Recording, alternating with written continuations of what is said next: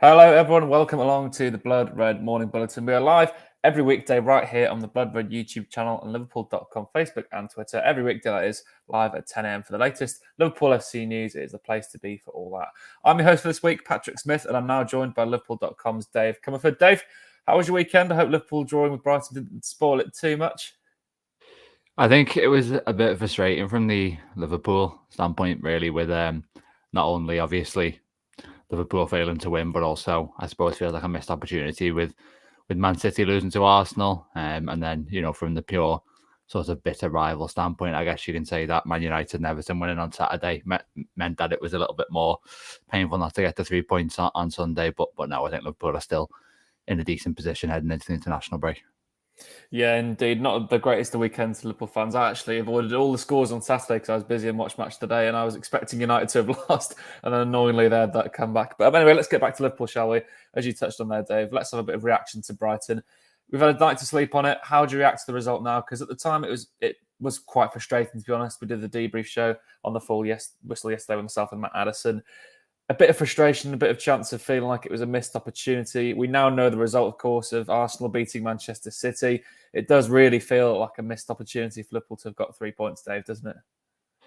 Yeah, I guess you can look at it both ways because, at the same time, Liverpool have obviously got 1 point from their last two games and they're still only 1 point behind Man City. And obviously one of those defeats for City was away to Wolves, a game that Liverpool won. And, we'd expect Wolves to be kind of struggling towards the bottom of the table this season. So I think Liverpool, just purely looking at the league table heading into this break, I think that's 3 points off the top of the league, 1 point behind Man City. I mean, they're in there, they've had tough games and things like that. But I suppose, like you alluded to in the question, Pat, it's sometimes you need to take these chances earlier in the season when other teams slip up, and maybe it's the kind of game you look back and rue, especially because Liverpool were in the lead. They did have a chance, obviously the main one through Gravenberch to go 3-1 up, and then maybe they do go on to win. Having said that, I do believe 2-2 is a completely fair result yesterday, and Liverpool can't really have too many complaints about that being the outcome. The question, I suppose, that will only be able to answer at the end of the season is sort of how much damage did it do not being able to win yesterday. But it is, at the moment, one of the most difficult away fixtures in the league.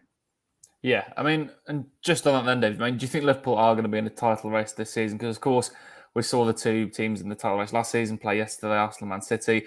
I wasn't blown away by the quality, to be honest. My personal opinion, I don't think City are as good as they were, say, 2 or 3 years ago, even 5 years ago. Those amazing sides, pushed Liverpool to 95 points and not winning the title. Do you think this Liverpool side now can challenge both of those teams for the title this season?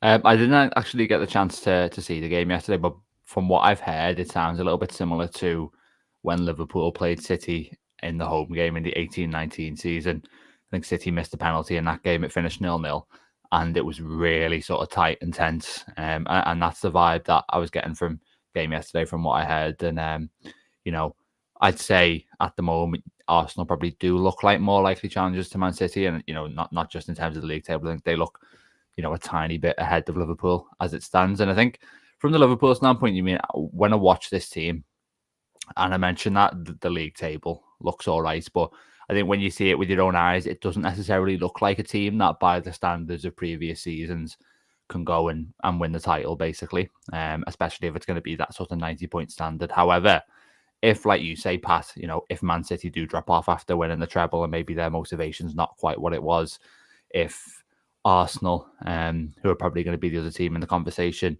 if they're not kind of reaching Man City standards of yesteryear, and we don't necessarily expect them to do that, then maybe the door is open. If it is to be sort of an 85-point standard to win the league, then maybe that's a lot more doable for this current Liverpool side, which is early in its kind of life cycle as Liverpool 2.0, as Klopp's called it. So I think it all really depends on how strong their rivals are, and I suppose that you could say it's quite an obvious statement, but we just don't know at the moment sort of what the level is going to be.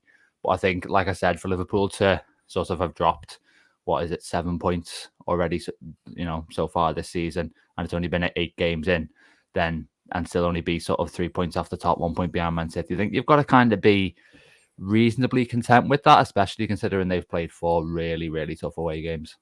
Yeah, I mean, that's the thing for me. Like, I don't want to be delusional ahead of myself, but the points they've dropped, they were desperately unlucky to lose at Spurs in the circumstances anyway, let alone even if they could have got the draw with what had happened with VAR. I mean, it's a baffling result that they couldn't really do anything about. Yesterday, I think, they didn't play terribly. It was just individual mistakes that cost them the 3 points. And then the other draw, I'm forgetting, Dave, if you can remind me quickly. Sure, at Chelsea as well. Draw with Chelsea at the start of the season, which, first game of the season is always going to be a tricky one. I know Chelsea have had their problems, but, those are, out of context, are actually very, very good results. And I think Liverpool have put themselves in a very good position. But as you allude to there, I think we all know that Arsenal and City are ahead. What do you think is the main thing holding Liverpool back then at the moment? I mean, we know they're in transition. I don't want to be too harsh, but what is stopping Liverpool from winning the title this season? Do you think it's more the defence and the rotational options, or do you think it could be just having an entirely new midfield? Yeah, I mean, it's still early in this process. I think when you look at the fact that Liverpool lost so many, key figures in the summer, Fabinho, Henderson, Milner, Firmino, maybe one or two that I'm forgetting as well.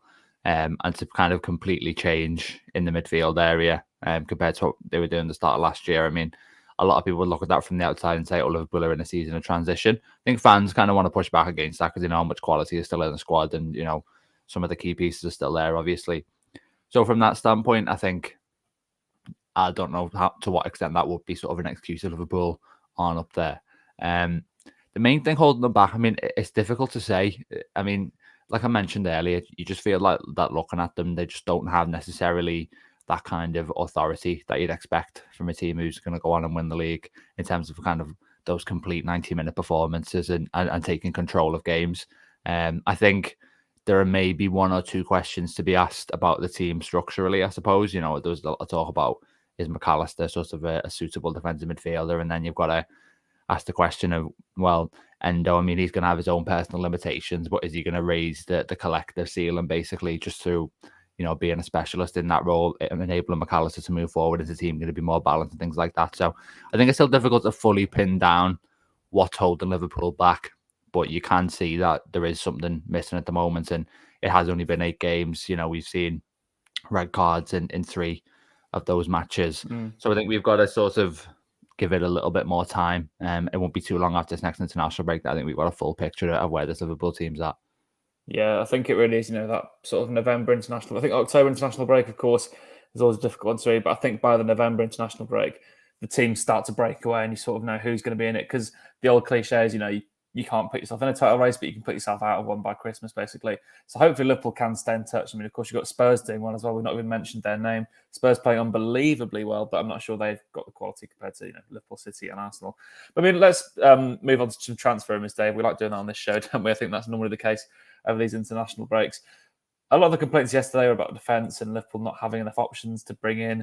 There was lots of calls in the summer, of course, for Liverpool to have signed a centre-back. Now, once again today, the main links are Piero, Hincapie, Goncalo, Inacio. That same profile, left-sided, left-footed centre-back, bit quick, good on the ball. Do you think Liverpool need to sign one of them in January to maybe, bolster the squad options if they're in this title race? Yeah, I think that the January point is quite an important one because, I mean, remember a couple of years ago, they were sort of, I think maybe eight points behind with a game in hand or something like that on City at the turn of the year. Diaz comes in and it kind of changes everything, really. It re-energised that season completely. And if Liverpool can stay vaguely within touch, then maybe a January deal, whether that is for a centre-back or a defensive midfielder, maybe it's the kind of thing that does change the picture around. And I mean, I actually don't think centre-back has been too big a problem so far this year. Obviously, we've seen Konate get injured, which, is, I suppose, a little bit of an indictment of the failure to bring in a centre-back in the summer. But I think Matip has broadly played well. I don't think anyone had any complaints with how he did yesterday. Yeah. And there was one game against Wolves where he was a bit all over the place. But I think aside from that, he's been solid.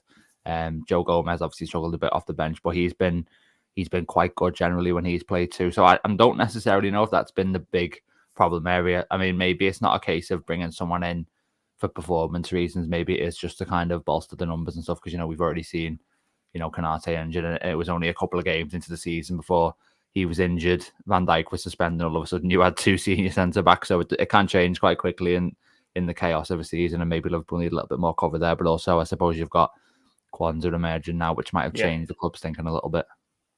No, I fully agree with you. And to be honest, myself, I've had to have a bit of humble pie because in pre-season, definitely, I was really critical of Matip and to some extent Gomez. To be honest, I was, I know it was only pre-season, but I was dreading Liverpool going into the season with, a aging and contract expiring Joel Matip on the books and Joe Gomez as your replacement centre-backs if one of the first teamers gets injured. But to be fair, Matip, we all love him. He's a cult here at Liverpool. He's played very well this season, I think. And of course, with Joe Gomez, you've got to remember, I think he's Liverpool's longest-serving first team at the moment. He's knocking on for 10 years in the first team squad, and he's only 26. I mean, he's an invaluable member to have in there. And I think he's actually played pretty well at right back, to be fair to him this season as well. When he's come on in that Trent role, I've been very pleasantly surprised. But I mean, just to round off, Dave, Andy Robertson has had some criticism this season. Not for myself, I think he's played pretty well, to be honest. But there's been a lot of calls for Liverpool with this left-sided centre-back to actually sign someone like a Hincapie or an Inacio to replace Robertson in the team. Because at times, we saw a lot of Liverpool yesterday actually playing with a three at the back and defending with it at times too. I mean, do you think that could be the potential avenue they go down when they're signing this profile of player, and maybe with a view to the replacing Robertson in the lineup rather than, say, Van Dijk? See, I mean, I thought that in the summer, I think we spoke about it quite a lot on these streams. Sort of, is Robertson acceptable solution within this system? I don't necessarily know if it's kind of been too prominent in the early part of the season. There's not many games I've looked at it and thought, oh, Robertson's been caught out of position, or Robertson doesn't look like he can perform his new role. I think things might have been tweaked a little bit from the back end of last year. And to be honest, for me, to give Tsimikas a new deal shows that Klopp's pretty much happy to have an offensive-minded left-back still in the squad. So I think if a centre-back does come in, I don't necessarily see that being someone who does replace Robertson in the team. I think it is more likely to be kind of that long-term Van Dijk successor, short-term rotational player, really. And that's kind of how I see Liverpool going about it. Yeah, good point you make for actually with Tsimikas getting that contract extension as the backup. It does hint to that, doesn't it? And I think, to be honest, the inverted Trent role is, for the meantime, to help out whoever's playing in the six, like McAllister. I think if, and maybe they might not, but if they do sign a proper orthodox number six, a la Fabinho 2018, I think we'll see them revert back to that traditional 4-3-3. But yeah, Trent's playing well, to be fair, in that six role at the moment, so why change it? Anyway, we'll wrap the show up there. Thank you for joining us, everyone. As I said, we are live every weekday from 10 a.m, so make sure you join us. We'll keep you entertained through this international break. Don't worry, we've got plenty of content coming for you here on the Blood Red channel, Liverpool.com and the Liverpool Echo. So make sure you're across all of our content there, including our daily podcasts. But yeah, for now, thank you for joining us on the Blood Red Morning Bulletin. We'll catch you all again tomorrow.